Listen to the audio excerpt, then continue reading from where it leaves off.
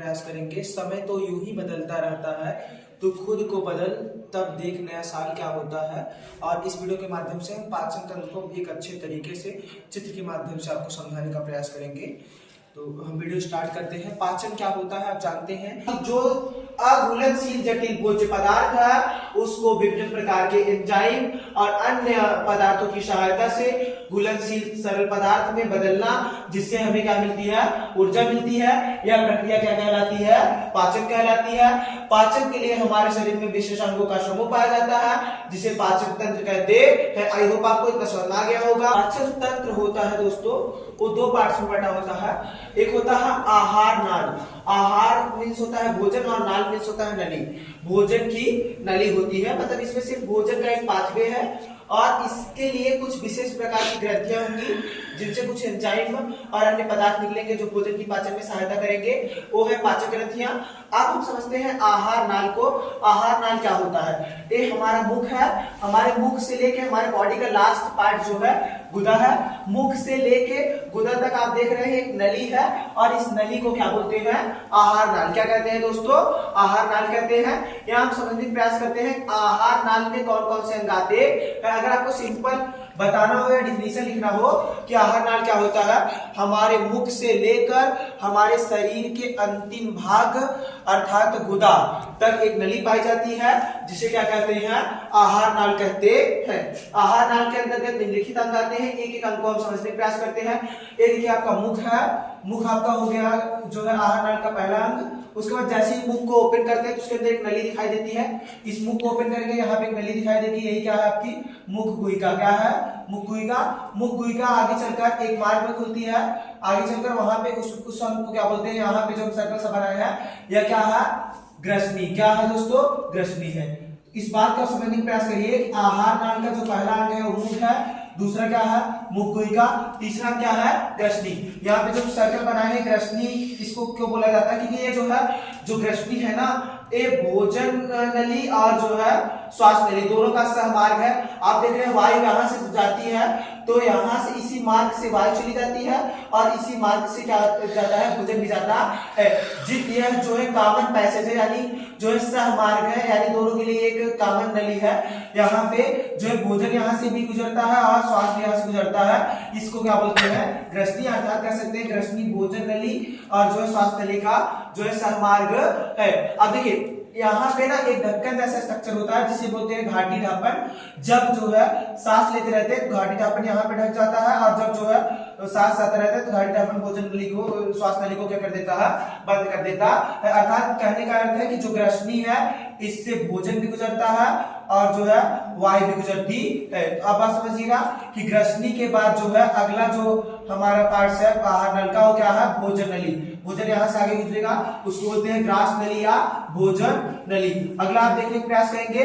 अगला जो है, जो ग्रास नली या भोजन नली है, वह एक थैलेनुमा संरचना में खुलता है, जिसे क्या कहते हैं, आमाशय। क्या कहते हैं, आमाशय। और आमाशय चलकर आगे एक अतिकुंडलित नलिका में खुलता है, जिसे क्या बोलते हैं, छोटी आंत। और जो है छोटी आंत आगे चलकर एक दूसरी नली में खुलती है, जिसे क्या बोलते हैं, बड़ी आंत। क्या बोलते हैं, बड़ी आंत। और उसके बाद जो है बड़ी आंत जो है लास्ट में आकर कहाँ खुलता है, गुदा में खुलती है। और यहाँ पे देखेंगे जहां पे छोटी आंत और बड़ी आंत मिली होती है, वहां पे एक अंगुली के समान संरचना दिखाई देता है, जिसे क्रीम रूप परिशोषका कहते हैं, जिसका हमारे शरीर में अभी वर्तमान समय में कोई कार्य नहीं हो, एक ऑक्सीजन के रूप में है।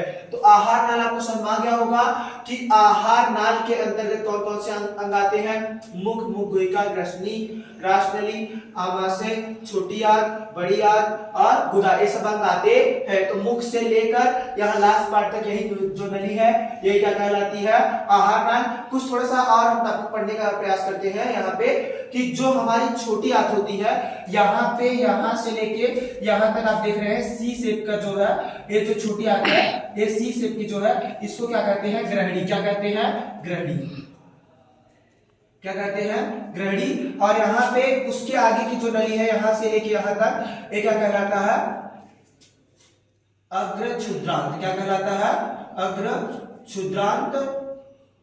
और यहाँ पे जो अतिकुंडलित है, लास्ट पार्ट है जो छोटी आंत का, वो क्या कहलाता है, क्षुद्रांत। क्या कहलाता है, क्षुद्रांत। तो यहाँ आपको समझ आ गया होगा कि जो आपकी छोटी आंत है उसके तीन पार्ट्स है। ऊपर यहाँ आप देखने का प्रयास करेंगे, ये जो ऊपर सी शेप की है ये कहलाती है ग्रहणी, और उसके छोटी आंत के बाद ग्रहणी के बाद जो नीचे पार्ट है थोड़ा सा वो क्या है, वो क्या कहलाता है, अग्रक्षुद्रांत, और नीचे जो अर्धकुंडलित भाग है जो है किसका, उसका छोटी आंत का, वो क्या कहलाता है, क्षुद्रांत कहलाता है। जैसे छोटी आंत के 3 भाग होते हैं, ठीक उसी प्रकार बड़ी आंत के 3 भाग होते हैं। यहाँ पे जो जुड़ा हुआ पार्ट है वो है अर्धनाल, उसके बाद है बृहदांत्र, जो यहाँ से यहाँ तक पार्ट है वो क्या है, बड़ी आंत का बृहदांत्र कहलाता है। जो लास्ट पार्ट है वो क्या कहलाता है, मलाशय। क्या कहलाता है, मलाशय। लास्ट में जो ओपनिंग होती है वो कहलाता है गुदा। क्या कहलाता है, गुदा। आई होप कि आपको आहार नाल क्या होता है ये पूरा समझ आ गया होगा। अब हम लोग जो है आहार नाल, आप इसको स्क्रीनशॉट लेना चाहते हैं ले सकते हैं, इसमें मिरेज करके आपको बताएंगे पाचक ग्रंथियों को क्या होती है पाचक ग्रंथियां। यहाँ पे आप देख रहे हैं ये आपका लीवर, डायग्राम में बना रहे हैं, लीवर है और यहाँ पे क्या है, अग्नाशय है। तो यहाँ बात समझने का प्रयास करिएगा कि ये सब जो अंग है, लीवर हुआ, अग्नाशय, इनसे कुछ पदार्थ लिक्विड के फॉर्म में निकलता है जो पाचक में सहायता करता है, इसलिए क्या बोलते हैं पाचक ग्रंथियां। उसमें पहला है लाल ग्रंथि, जो हमारे मुख है यहाँ पे कुछ ग्रंथियां पाई जाती हैं और कुछ यहाँ पे ग्रंथियां पाई जाती हैं, उनको बोलते हैं लाल ग्रंथि। क्या बोलते हैं, लाल ग्रंथि। ये जो लाल ग्रंथि है पाचन में सहायता करती है, तो आपको समझ आ गया होगा पाचक ग्रंथि में पहला है लाल ग्रंथि, दूसरा क्या है यकृत। यकृत से आप जानते हैं क्या निकलता है, पित्त निकलता है, और यहाँ पे यकृत में एक जो है इस थैलीनुमा संरचना पाया जाता है जिसमें पित्त एकत्र होता है, उसे क्या बोलते हैं, पित्ताशय। क्या कहते हैं, पित्ताशय कहते हैं।